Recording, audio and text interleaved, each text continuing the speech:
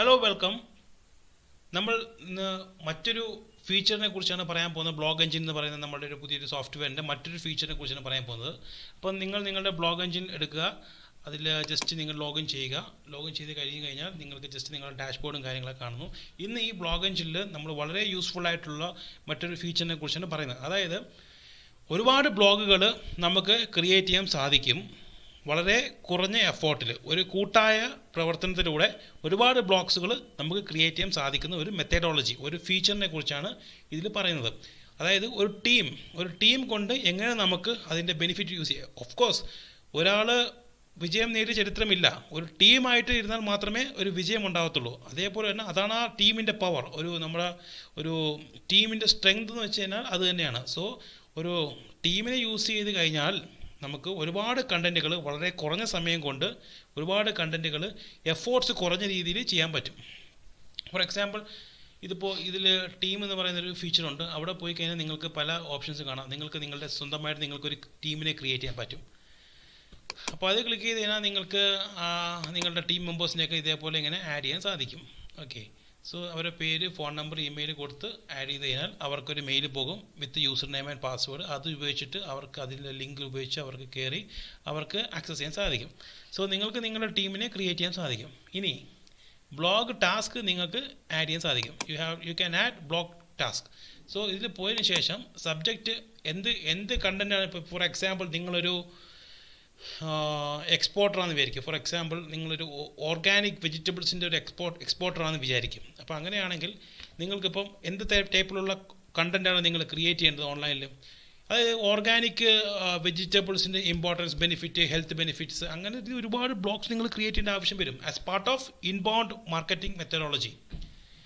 അപ്പോൾ ആ ഒരു ഡാറ്റ സിസ്റ്റം പ്രോമിനൻസ് ബിൽഡ് ചെയ്യണമെങ്കിൽ you have to build blog, right.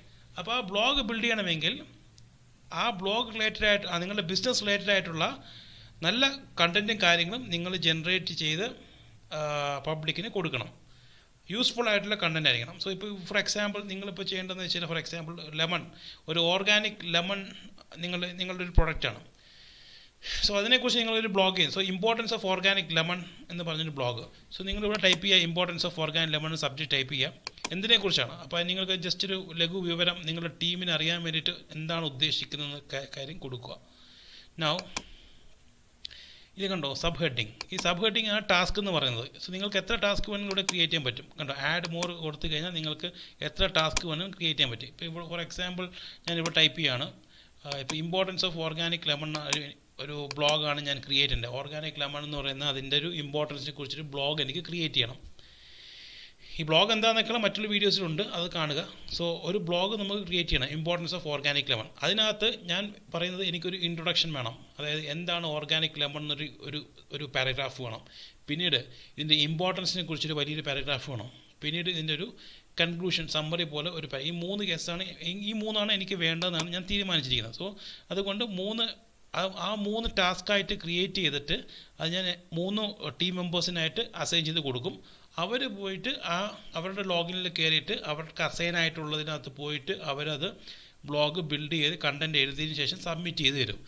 അപ്പോൾ ഈ 3 സ്റ്റാഫ് വെച്ചാൽ നമ്മൾ ആർക്കൊക്കെയാണ് അസൈൻ ചെയ്യുന്നത് അവരുടെ വർക്ക് ചെയ്ത് കഴിഞ്ഞാൽ അവർ സബ്മിറ്റ് ചെയ്ത് കഴിഞ്ഞാൽ ഈ ബ്ലോഗ് ഈ 3 ഡിഫറെൻറ്റ് പാർട്സ് എല്ലാം കൂടെ ഒരുമിച്ച് നിങ്ങളുടെ ഈ അഡ്മിൻ പറയുന്ന ഇതിനകത്തോട്ട് നിങ്ങൾക്ക് കാണാൻ സാധിക്കും. അതിനുശേഷം ഫോർ എക്സാമ്പിൾ ഇവിടെ കണ്ടോ, ഇപ്പോൾ നിങ്ങൾ ബ്ലോഗ് ആഡ് ചെയ്ത് കഴിഞ്ഞാൽ വ്യൂ ബ്ലോഗ് ടാസ്കിൽ പോയി കഴിഞ്ഞാൽ നിങ്ങൾ ആഡ് ചെയ്ത ബ്ലോഗ്സ് കാണാൻ പറ്റും. പിന്നെ അസൈൻ ടാസ്ക്, നിങ്ങൾ ആഡ് ചെയ്ത ബ്ലോഗ് ആർക്കൊക്കെ അസൈൻ ചെയ്ത് കണ്ടോ. ഇതിപ്പോൾ നമ്മളിപ്പോൾ ഓരോ ബ്ലോഗ് ആഡ് ചെയ്തത് ഓരോരുത്തർക്ക് അസൈൻ, ഇതാണ് ബ്ലോഗിൻ്റെ പേര്. സോ ഇതൊക്കെ സബ്മിറ്റഡ് സ്റ്റാറ്റസ് കിടക്കുകയാണ്. ഇതൊക്കെ പെൻഡിങ് ആണ്. ചിലതൊക്കെ വർക്ക് ഇൻ പ്രോഗ്രസ്, അതായത് ആളുകൾ അത് എടുത്തു വെച്ചു, വർക്ക് തുടങ്ങി എന്നാണ് അർത്ഥം.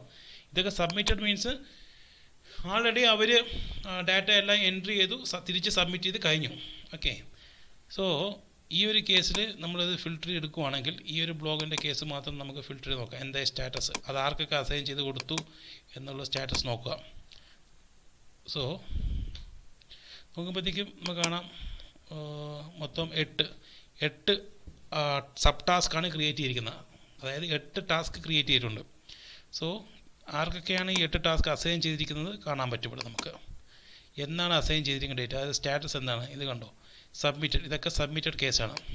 ഇപ്പോൾ പെൻഡിങ് ഈ വിശ്വരാജിൻ്റെ 2 കേസസ് പെൻഡിങ് ഉണ്ട്. അപ്പോൾ അവരും കൂടെ അത് സബ്മിറ്റ് ചെയ്ത് കഴിയുമ്പം ഇത് ഫുൾ സബ്മിറ്റഡ് സ്റ്റാറ്റസ് വരും. സബ്മിറ്റഡ് സ്റ്റാറ്റസിൽ വന്നു കഴിഞ്ഞാൽ നമുക്ക് സബ്മിറ്റഡ് കണ്ടൻറ്റ് പോയി കഴിഞ്ഞാൽ നമുക്കത് കാണാൻ പറ്റും. കണ്ടോ, ഇപ്പോൾ മേജർ ഇൻബൗണ്ട് ഇതിപ്പോൾ നമ്മൾ എടുത്ത കേസാണ്. അതിലിപ്പോൾ 8 സബ് ടാസ്ക് ഉള്ളതിൽ 6 ഇതിൽ വന്നിരിക്കുന്നുണ്ടോ. അവർ സ്റ്റാഫുകൾ അല്ലെങ്കിൽ ടീം മെമ്പേഴ്സ് സബ്മിറ്റ് ചെയ്തതിന് ശേഷം അത് ഇവിടെ കാണാൻ സാധിക്കും. അഡ്മിന് ഓരോരോ പാരഗ്രാഫായിട്ട് കാണാൻ പറ്റും.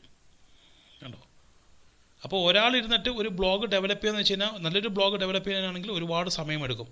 ഒരു ടീം വർക്ക് ആകുമ്പോഴത്തേക്കോ ഓരോരുത്തരും കുറഞ്ഞ ടൈം, വളരെ കുറച്ച് സമയം കൊണ്ട് അവരുടെ കോൺട്രിബ്യൂഷൻ ചെയ്യുന്നു. അതെല്ലാം കൂടെ ഒരുമിച്ച് വരുന്നു, ഒരുമിച്ച് എടുത്തിട്ട് എല്ലാം കൂടെ ക്ലബ്ബ് ചെയ്തതിന് ശേഷം പബ്ലിഷ് ചെയ്യാൻ സാധിക്കുന്നു. ഇതാണ് ഇതിൻ്റെ ഏറ്റവും വലിയ ഇമ്പോർട്ടൻസ്. പിന്നെ മറ്റൊരു പ്രധാനപ്പെട്ട ഇമ്പോർട്ടൻസ് എന്ന് വെച്ച് കഴിഞ്ഞാൽ നമ്മുടെ ടീമിനെ നമുക്കറിയാം. അതായത് നമുക്കറിയാം ടെക്നിക്കലി നമ്മുടെ ടീം മെമ്പേഴ്സിൽ ആരാണ് ടെക്നിക്കലി ഗുഡ് നമുക്കറിയാം, അല്ലെങ്കിൽ ഫിലോസഫിക്കലി ആരാ ഗുഡ് എന്നുള്ള കേസ് നമുക്കറിയാം. നമ്മുടെ ടീമിൻ്റെ മെമ്പേഴ്സിനെ നമുക്കറിയാം. സോ ഇപ്പോൾ ഈ ഓർഗാനിക് അല്ലെങ്കിൽ സ്റ്റാറ്റിസ്റ്റിക്കലി നല്ല രീതിയിൽ സ്റ്റാറ്റിസ്റ്റിക്കലി കുറച്ച് ഇൻട്രസ്റ്റ് കാണിക്കുന്ന ഒരു ടീം മെമ്പർ ഉണ്ടെന്ന് അത് നമുക്കറിയാം.